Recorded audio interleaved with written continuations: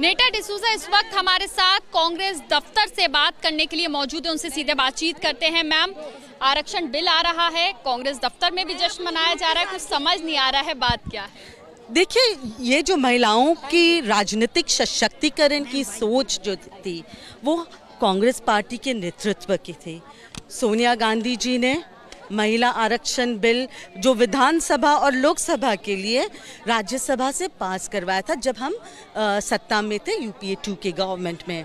अब 9.5 सालों के बाद वो सपना जो है वो साकार हुआ है, तो खुशी की बात है। और अगर आप इतिहास उठा के देखते हो तो राजीव जी का जो सपना था वो महिलाओं को राजनीतिक रूप से सशक्त करने का, वो लोकल बॉडी इलेक्शंस में सबसे पहले महिलाओं को 33% रिजर्वेशन दिलवा के, उसके बाद पंचायती राज, उसके बाद सोनिया जी ने यूपीए 2 के गवर्नमेंट में महिलाओं को लोकल बॉडी इलेक्शन में बराबर के अधिकार, 50% रिजर्वेशन, ये कांग्रेस की नेतृत्व की सोच थी। और आज हमारी लीडर, हमारी मां सम्मान, राजनीतिक रूप से महिलाओं को सशक्तिकरण देने वाले पूरे देश में सोनिया गांधी जी की जो सपना है वो साकार हुआ हमें दिखाई दे रहा है। आज हम देख रहे हैं देश में आम महिलाओं के साथ साथ जो अलग अलग संगठनों की महिलाएं हैं वो भी खुश हैं। मैं ये जानना चाहूंगी, सुबह बीजेपी के कई लोगों से बातचीत हुई, उन्होंने कहा कि ये तो बीजेपी को पूरा क्रेडिट इसका जाना चाहिए और यहाँ कांग्रेस दफ्तर में भी क्रेडिट दिया जा रहा है सोनिया गांधी जी को। थोड़ा इसको क्लियर कर। आज का दिन खुशी का दिन है, पर क्लियर अगर मैं करने जाऊँ तो भाजपा तो देश की आज़ादी को भी अपना ही क्रेडिट कहेंगे कि उन्होंने दिलवाया देश को आज़ादी, जब भाजपा बनी भी नहीं थी। तो ये इनकी फितरत में है पर हम जो कहते हैं वो करते हैं।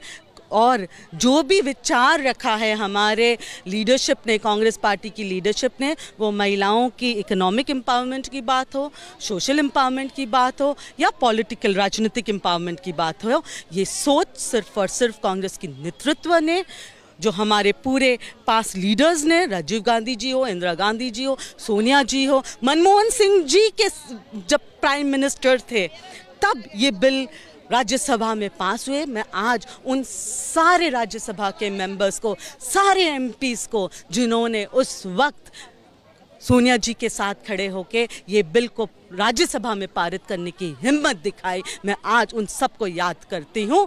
और मुझे पूरा विश्वास है कि सोनिया जी की ये जो सपना, महिलाओं को राजनीतिक रूप से जो सशक्तिकरण देने की सोच रखी है, वो आगे आने वाले दिनों में हम सभी महिलाएं उनको इसके लिए याद रखें। आरक्षण को देखते हुए मैं ये सवाल पूछना चाहूंगी कि महिलाओं के लिए आगे पॉलिटिक्स में कितना स्कोप इससे बढ़ेगा और खास तौर से इस आरक्षण से महिला कितना ज्यादा अपने आप को एम्पावर्ड समझेंगी?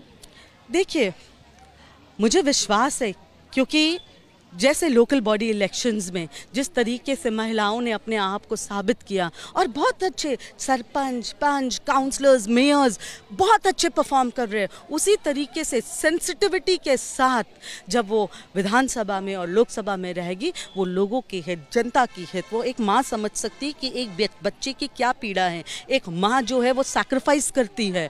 आप देखिए, सोनिया जी ही एक, अगर हम देखते तो एक सैक्रिफाइस का सबसे बड़ा, अगर हमारे पास कोई लीडर है देश में तो आज वो सोनिया जी है। उन्होंने तो अपने mother in law Indira ji को और राजीव जी को भी देश के लिए खोया, और फिर भी जिस तरीके से उन्होंने देश के लिए अपना जीवन समर्पित किया है और जैसे बिल्स वो लेके आई अपने समय पे, फूड प्रोटेक्शन, बहुत सारी चीज़ें हैं, आज देश उनको याद करता है। आज के दिन नो डाउट 9.5 सालों के बाद भाजपा सरकार जग उठी है। ये बिल को अगर वो चाहते थे तो ये बहुत पहले ये बिल क्लियर कर सकता था, पर वो उन्होंने नहीं किया। हो सकता है ये एक इलेक्शन स्टंट भी है, क्योंकि वो समझते हैं कि महिलाओं बहुत त्रस्त है। महिलाएं जो हैं ये उनके राज में हम त्रस्त हैं, महंगाई से लेके गैस सिलेंडर के दाम, उनके समय पे उन्होंने कहा बहुत हो गई महंगाई की मार। अब की बार मोदी सरकार, 2014 में गैस का दाम 415 रुपया था, आज गैस का दाम 1100 पार हुआ है।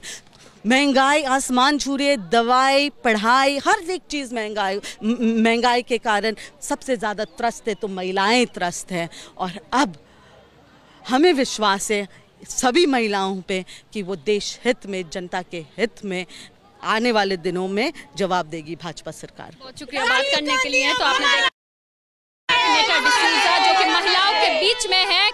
दफ्तर में बड़ी संख्या में महिला कार्यकर्ता इकट्ठी हैं और यहाँ पर अभी सोनिया गांधी से मिलने के लिए पहुंचेंगी कांग्रेस की ज्यादातर महिला कार्यकर्ता। और यहाँ पर जो नेटा डिसूजा, उनका साफ तौर से कहना है इसका क्रेडिट तो सोनिया गांधी और कांग्रेस सरकार को जाना चाहिए, जिन्होंने इसको पहले भी लेके आए और उसकी हिम्मत की। और इस वक्त जब केंद्र सरकार इसको, खासतौर से बीजेपी सत्ता में बैठी सरकार इसको अब लेकर आ रही है, तो उनका कहना है कि इलेक्शन से पहले लेके आ रही है, तो इस पर कहीं ना कहीं आशंका भी महसूस होती है।